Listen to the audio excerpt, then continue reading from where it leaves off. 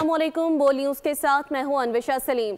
IT sector से नाजरीन को अच्छी खबर देते चलें। पाकिस्तान की आईटी एक्सपोर्ट में ज़बरदस्त इजाफा देखने में आ रहा है। आईटी एक्सपोर्ट में 10 सालों में 5 गुना इजाफा रिकॉर्ड हुआ। 2025 में $4,113 मिलियन की बुलंद तरीन सतह तक पहुंच गया। कफील अहमद, नुमाइंदा बोल न्यूज़, हमारे साथ लाइन पर मौजूद हैं। मजीद के तफसीलात हैं, उनसे जान लेते हैं। कफील, अपडेट कीजिएगा।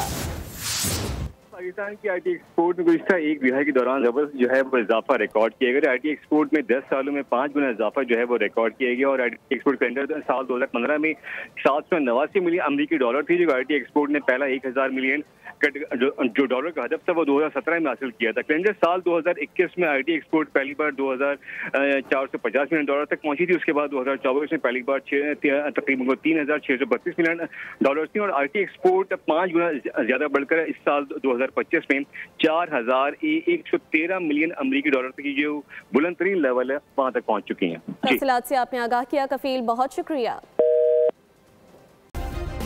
सब्सक्राइब करें और बेल दबाएं ताकि कोई खबर रह न जाए।